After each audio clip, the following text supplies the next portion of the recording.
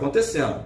Mas o fato é que um dia vai sair. Ou amanhã, um dia vai sair. E hoje, aqueles que estão promovendo violência nas ruas, aqueles que estão colocando a sociedade aí de cabeças pro ar, que estão deixando a gente preocupado, que a gente não tem paz, não sabe se o nosso filho, né, tá seguro na gente. A história do português que vem da lavoura é essa, ele morre trabalhando. A gente brinca e diz assim, ó, olha, hoje ele vai morrer, não, antes de ir no cemitério ele vai passar, dar uma olhadinha para ver se o serviço está bem feito, depois ele vai. É mais ou menos assim. Eles trabalham muito, tem uma concepção assim de... porque o pessoal do interior... Vai passar na lavoura antes de morrer. Rapidinho, ver se tá tudo certo, depois ele vai. Porque eles têm um compromisso com o trabalho, assim, os valores são muito fortes. E é isso que eu acredito eles. Eu muito cedo eu comecei a trabalhar, com 13 anos de idade eu já estava trabalhando. Ajudando ele? Comecei com ele, eu acho que comecei até com 12. Com 13 eu já estava trabalhando numa firma de departamento pessoal na época, que prestava serviço para a antiga Brahma, ali na rua José Gino, na Tijuca. E de lá para cá pegava dinheiro emprestado com um tio meu para pagar depois, e aquela coisa, sempre trabalhando muito. Tive várias empresas, fui sócio em bar, em papelaria, em casa de suco, enfim, foram 23 anos, né, nessa atividade de empreendedorismo que eu sempre gostei muito. Quer dizer, o desafio já vinha ali, né? E aí sempre gostei muito de estudar, né? Fiz 3 faculdades, só terminei de direito.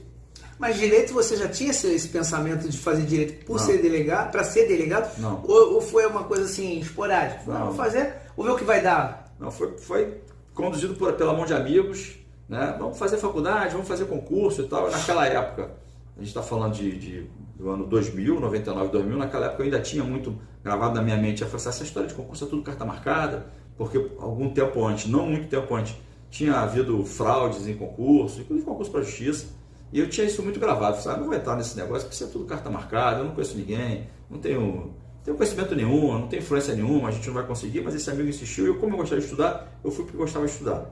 E aí comecei a estudar, estudei 1 ano e pouco, teve uma primeira prova, eu quase passei, eu fiquei ali, né? Muita gente entrou com recurso, eu falei, não vai entrar com recurso não. Continuei estudando, e no segundo ano dei sorte, né? Deus abençoou também, porque às vezes você está preparado e a prova não vem, né? Então dei sorte porque teve um concurso seguido. Eu acabei, quando você está preparado, eu acabei passei para oficial de justiça, Tribunal de Justiça do Rio também, passei para delegado aqui, estava já fazendo a segunda fase para a prova de polícia em outros estados.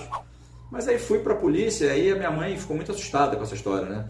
Porque quando eu falei para ela, mãe, eu passei na primeira fase da prova para delegado. Ela fez aquela cara assim, tipo... E numa época muito braba do Rio de Janeiro, né? Sim. Porque estavam se formando 3 facções ali, rivais, né? Sim, não. A coisa da minha abolição estava tão ruim, ou talvez até pior do que hoje. Estava bem pior. Que era a terceira facção era a DA, que estava se formando em 97, né? Foi o ano de formação teu, né? Isso, na faculdade, né? Do UE, né? O final do UE. Exatamente. Foi um momento conturbado, mas aí acabei entrando, fui para a polícia e falei assim, eu já tinha uma vida estabilizada, eu já trabalhava 23 anos, então já tinha, né, uma certa estabilidade, assim. E fui para a polícia e acabei, eu não tinha carrinho de polícia, aquela coisa de garoto sonho, ser polícia, nada disso, né? Mas eu me apaixonei pelo trabalho da polícia. A polícia ela tem esse risco, né? Se você não quer se apaixonar, não chegue perto, porque você percebe uma coisa assim, garoto pobre, vindo de uma família de portugueses, e aí de repente você vê que você tem algum poder na mão, e esse poder pode transformar a vida das pessoas. Então, com a polícia investigativa, com a polícia judiciária, eu passei na prova para delegado, eu comecei a me embrenhar em investigações de homicídios que tinham acontecido há 4, 5, 6, 10 anos. E aí eu comecei a mergulhar naquilo, comecei a fuçar aquele negócio, né? E a gente começou a identificar autores de homicídio, a gente começou a identificar pessoas que tinham matado lá atrás e poderiam continuar a estar matando ainda naquela época. E aí, com o trabalho que a gente fez, né, eu também, graças a Deus, eu me cerquei de policiais, sabe, do bem, gente dedicada à causa pública, gente que trabalha pelo trabalho, sabe, não trabalha para ganhar nenhum extra, não trabalha pelo trabalho. E aí a gente começou a se destacar, né? Quanto mais a gente fazia, mais a gente se envolvia, né? E aí isso foi demonstrando assim, por exemplo, eu tenho o poder de transformar a vida das pessoas, né, com o meu trabalho.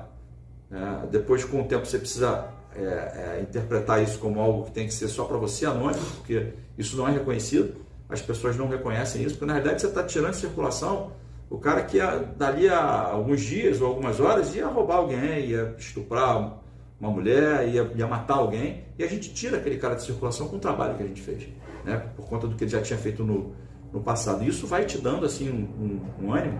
Teve épocas em que eu trabalhava, eu morava na Tijuca e trabalhava em Copacabana, e eu ficava dias sem conseguir ir em casa. Porque naquela época a gente fazendo interceptação telefônica, né, uma série de mecanismos que a justiça autorizava, a gente ia avançando na investigação, não conseguia parar para ir em casa. Então isso não tinha motivação maior do que essa. Eu me apaixonei pela polícia depois que entrei nela. Bacana.